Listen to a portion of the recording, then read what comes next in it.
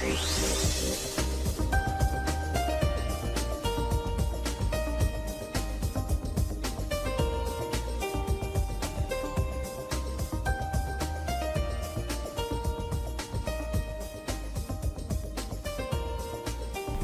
Assalamualaikum warahmatullahi taala wabarakatuh. Okay, hari ini kita pergi pada tajuk baru iaitu termokimia.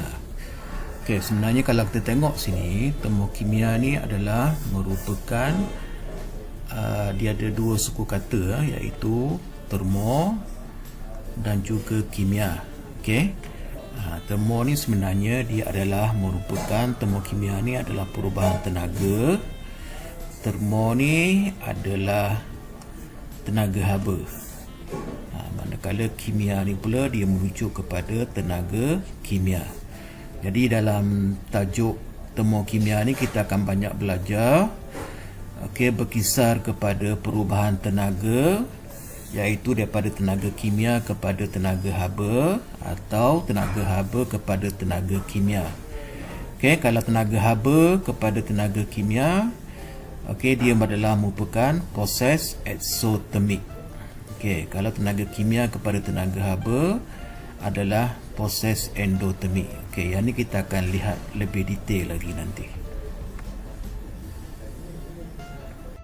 Perubahan tenaga dan perubahan ikatan. Kalau kita perhatikan di sini, ini contoh tindak balas. Iaitu gas hidrogen bertindak balas dengan klorin akan menghasilkan hidrogen klorida. Jadi kalau kita tengok, ini dikenali sebagai gambar rajah aras tenaga kan. Kalau awak masih ingat, adalah kita belajar dalam tajuk mangkin. Jadi bila berlaku tindak balas, sebenarnya antara dua atom hidrogen ini akan diputuskan dan juga dua atom dalam molekul klorin pun akan diputuskan. Jadi dia pemutusan ikatan. Jadi kita lihat dulu pada bahagian yang bahan tindak balas. Jadi perubahan haba yang berlaku adalah endotermik. Jadi kita kena faham bahawa pemutusan ikatan haba telah diserap. Pemutusan ikatan dan perubahan tenaga haba yang diserap untuk putus ikatan adalah lebih tinggi berbanding dengan tenaga haba yang dibebas untuk membentuk ikatan baru. Kalau kita tengok sini pula, pembentukan ikatan. Jadi molekul klorin tadi dia ada atom yang dipecahkan, sama juga dengan atom hidrogen. Pemecahan dalam molekul hidrogen, jadi atom hidrogen dan atom klorin ini dia akan bergabung dengan pembentukan ikatan yang baru. Jadi dalam tindak balas ini sebenarnya haba dibebaskan. Bila dibebaskan adalah eksotermik, pembentukan ikatan baru, berbanding yang tadi pemutusan ikatan. Jadi kalau pembentukan ikatan, haba telah dibebaskan. Kalau pemutusan ikatan, haba telah diserap. Yang ni awak kena ingat So tenaga haba yang dibebaskan untuk bentuk ikatan baru adalah lebih tinggi berbanding dengan tenaga haba yang telah diserap. Jadi poin yang penting di sini iaitu kalau dia putus, maka dia adalah diserap. Kalau dia bentuk yang baru, ikatan baru,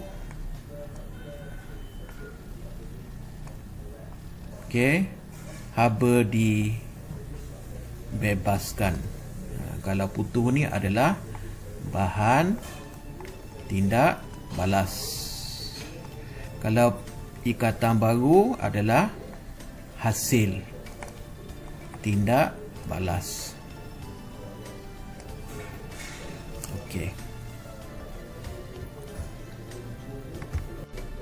Okey, perbandingan tindak balas eksotermik dan endotermik. Cikgu dah bagi tahu bahawa dalam termokimia ni dia terbagi pada dua, haba dibebaskan eksotermik dan diserap adalah endotermik.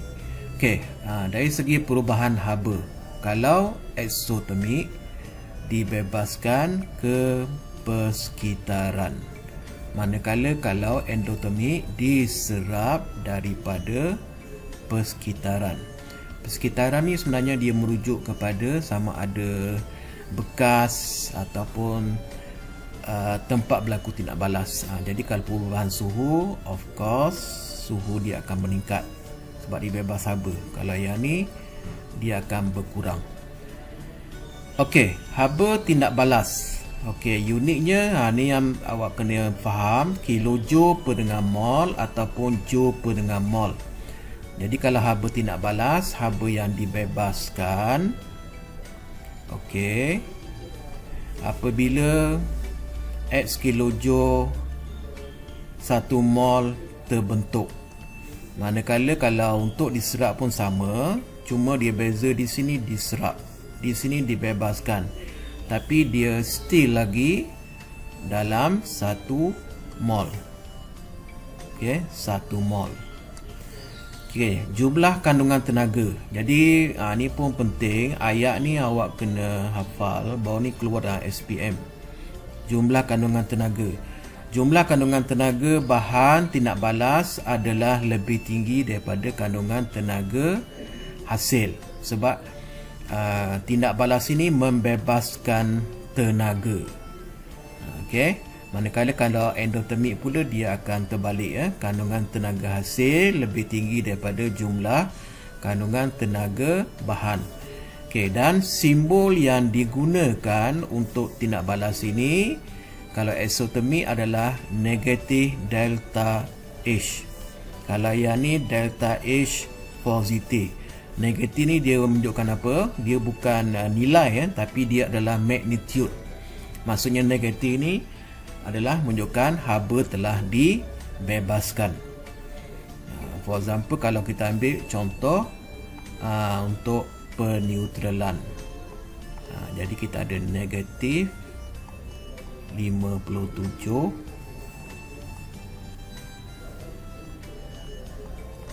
kilojoule per mol. Jadi negatif ni sebenarnya dia refer kepada tenaga haba yang dibebaskan. Sebanyak 57 kilojoule haba telah dibebaskan apabila 1 mol asid bertindak balas dengan 1 mol alkali menghasilkan 1 mol air. Okey, dan yang terakhir sekali adalah gambar rajah aras tenaga. Ini pun penting. Okey, dan kalau perhatikan di sini dia adalah turun tangga. Yang ini adalah naik tangga. Dan penting di sini awak kena tulis label tenaga. Kalau yang ni sebenarnya tak ada pun tak mengapa. Di sini adalah bahan. For example, kalau cikgu ambil tadi, okey, contohnya asid hidroklorik bertindak balas dengan natrium hidroksida. So di sini dia akan menghasilkan natrium hidroksida dan juga air. For example. Okey, pengiraan yang melibatkan haba tindak balas. Okey, kita guna dua rumus, iaitu ni penting yang awak kena tahu, iaitu yang pertama Q equal to MC theta. Awak mungkin dah belajar dalam fizik. Satu lagi, haba tindak balas delta H Q per dengan mol. Kita ambil dulu yang pertama, MC theta unitnya adalah joule ataupun kilojoule. Haba perubahan haba adalah sama ada dibebaskan eksotermik ataupun diserap endotermik. M ni dia merujuk kepada jisim. C muatan haba tentu, awak dah belajar detail dalam fizik. Satu lagi theta ialah perubahan suhu. GC ni penting okey. Sebab kalau dalam fizik awak guna biasanya nak ukur haba yang dibebaskan diserap, kita guna dalam keadaan pepejal.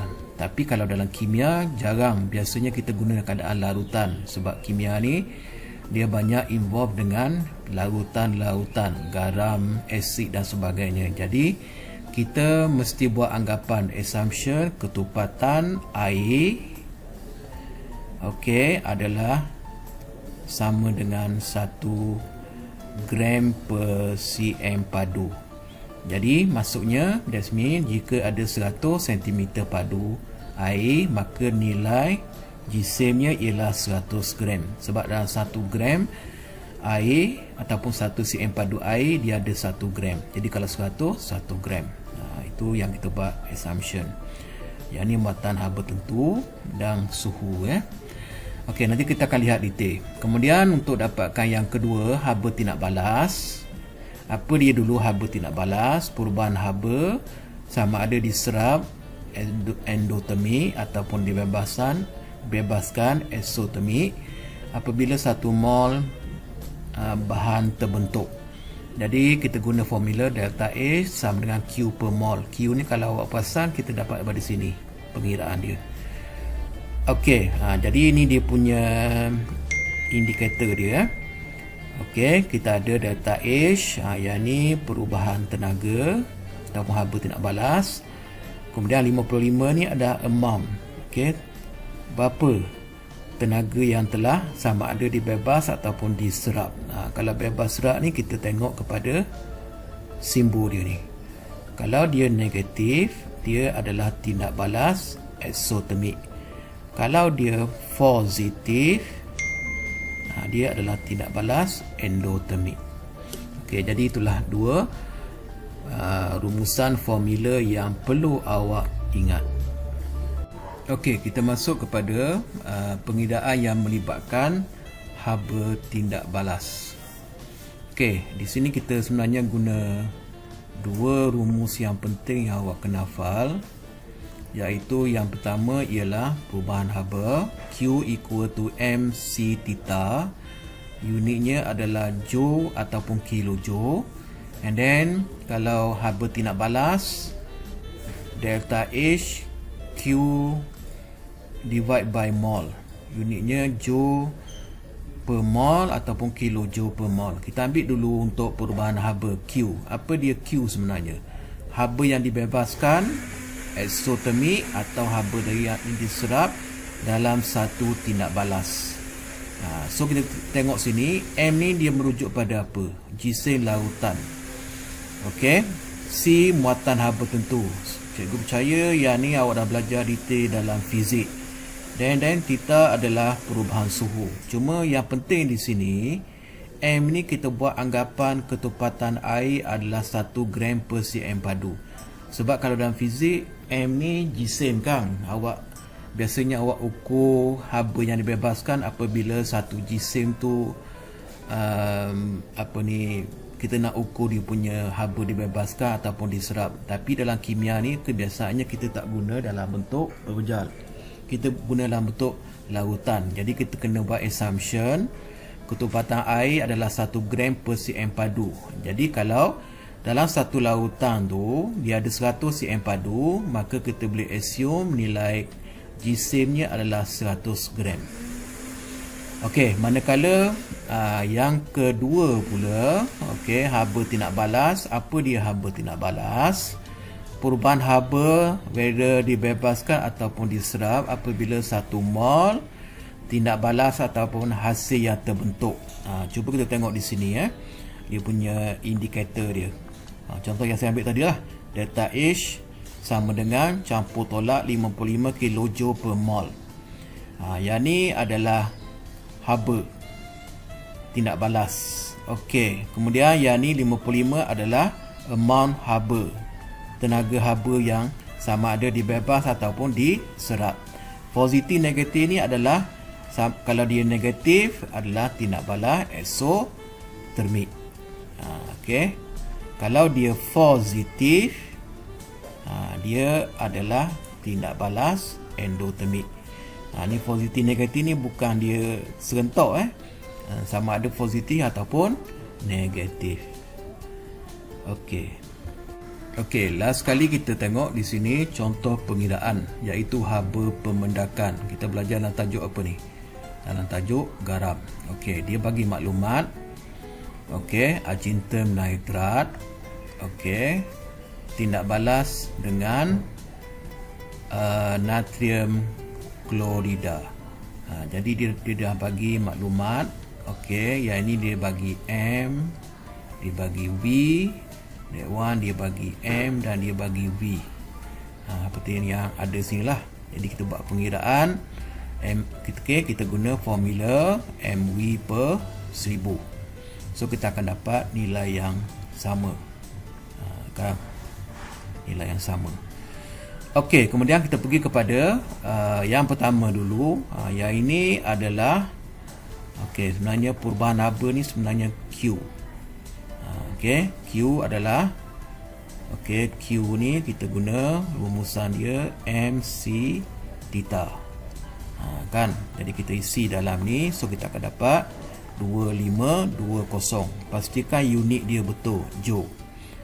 Cikgu, masa bila kita nak guna kilojoule? Tak ada masalah. Kalau awak nak guna kilojoule, awak kena bagi 1000. Sebab 1 kilojoule adalah bersamaan dengan 1000 joule. Jadi kalau awak nak tukar, jadi 2520 bagikan dengan 1000.